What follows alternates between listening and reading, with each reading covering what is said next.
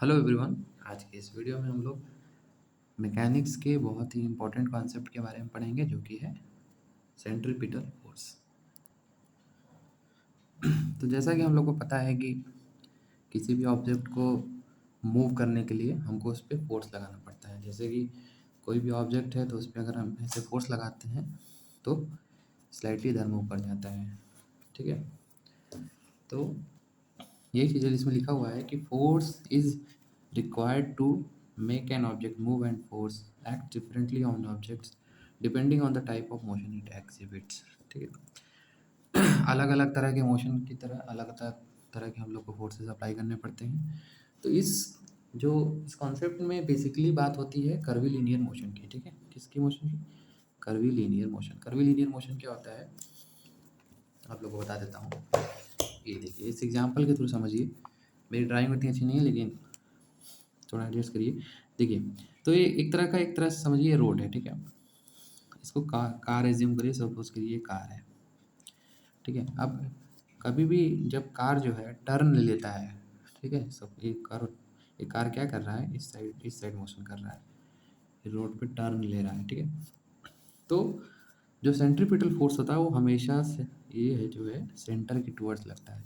तो car motion इधर कर रहा है, इस साइड कर रहा है, और फोर्स जो लगेगा सेंट्रीपिटल फोर्स उधर लगेगा। ठीक है, इसी तरह के मोशन को कर्वीलिनियर मोशन कहते हैं। जैसे आप अभी आप ये जैसे आप समझिए ये सन है, ये आपका अर्थ है। ठीक है, ये आपका अर्थ है। तो हम लोग को पता है कि अर्थ जो है सन के अराउंड रिवॉल्व करता है। तो एक तरह का कर्वीलिनियर मोशन है जिसमें मतलब कि सर्कल के फॉर्म में मोशन होता है। ठीक है, उसको हम लोग कर्वीलिनियर मोशन कहते हैं। तो सेंट्रीपिटल फोर्स यही है कि in the case of curvilinear motion, a special force comes into the picture, that is centripetal force, literally meaning center seeking। देखिए बताया ना मैंने कि ये फोर्स हमेशा जो है सेंटर के टुवर्ड्स लगती है। किसके टुवर्ड्स? सेंटर के टुवर्ड्स। तो this force acts toward the centre of circular path.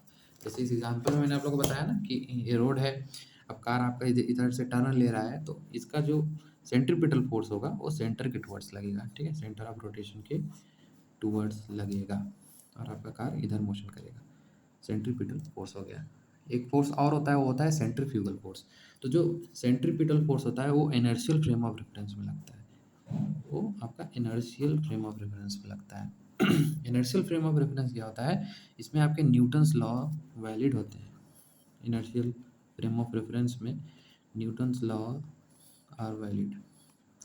इसमें आपके न्यूटन्स लॉ वैलिड होते हैं। तो जो सेंट्रीपिटल फोर्स होता है वो इनर्शियल फ्रेम ऑफ रेफरेंस में लगता है। जो फ्यूगल फोर्स होता है वो non inertial frame of reference में लगता है। चलिए आपको बता देते हैं हम उसके बारे में भी।